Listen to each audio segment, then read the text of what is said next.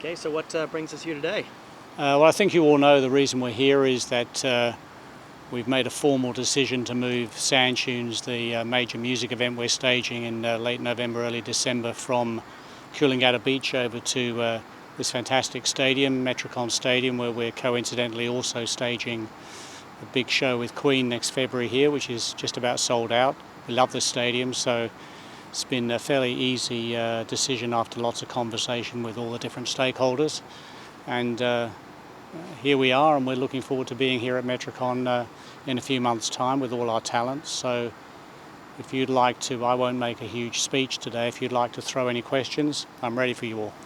Paul, obviously you're keeping the sand here, so will there be sand on the stadium? Well, we've talked about that. We haven't decided yet, but look, the Gold Coast is, you think of sand and sea and beach, so SandTunes, we're retaining that name SandTunes. We're on the Gold Coast, we're a hop and a skip from the sand, so it's going to be SandTunes now and forever. What was the reason you decided to change the location? Look, we despite a lot of misinformation, we had 2.5 years with all my team talking to numerous stakeholders on the Gold Coast, from the police, all the regulatory authorities. We had the council permit in place after many months of negotiation with council.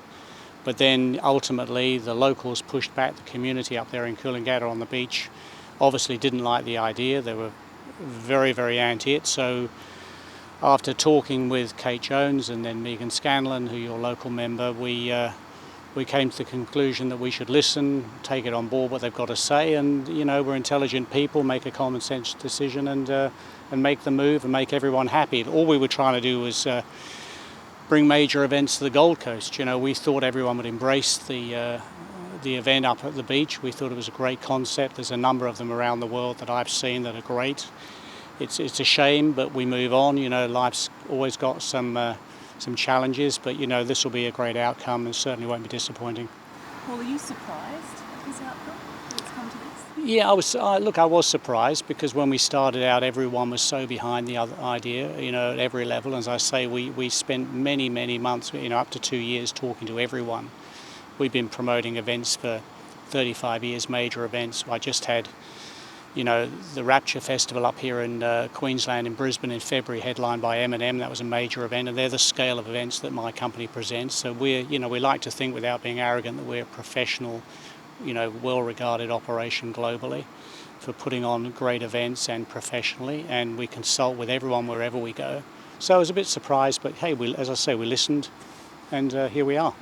You won't be on the beach this year, but would you like to see it go there in future years to come? Look, I think everything's always up for discussion. Metricon's a great stadium, great venue. Let's see how things go here. I'm sure it's going to be great. We're absolutely delivering the lineup that we've previously talked about on the beach. Travis Scott, Logic, Rae Jepsen, Chvrches, Juice WRLD.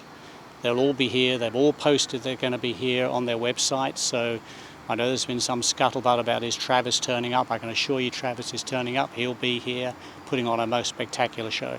Are you confident you have enough time to get the venue ready? Oh yeah. We've got plenty of access time working with Tim and all the team here at Metricon. Everyone's very professional. We've been across all that. That's why it's taken a few weeks to make the decision, to make sure we could deliver the first-class event we want to give the fans, because we're looking at having this as an annual event. So the first one's always the most important, so we need the fans to walk away from here in early December having a brilliant time and wanting to look to 2020 when they come back. Will refunds be available for people? Look, they will be, of course, if we move moving venues. But look, people who've already bought venues, we're doing some upgrades for them. We're creating a special, what we call pit zone down the front by the stage, with private bar access, private toilets and lots of other amenities they wouldn't previously have had on the beach. So they'll get upgraded, and we'll be in touch with all those ticket holders directly to make them aware of those additional benefits, and then they'll make the decision.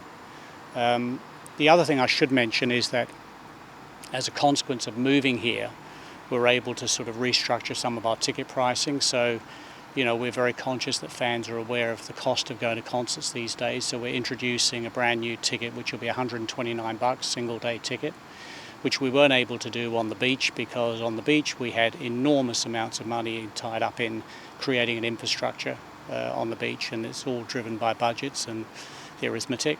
But coming into Metricon, where there's a lot of facilities infrastructure here, we're able to now offer more competitive ticket pricing, so that's good news for the fans. So $129 for a single day and $199 for a 2-day pass. So when you look at the lineup and you compare that to what you'd pay to see a single artist in one venue anywhere around Australia, it's incredible value.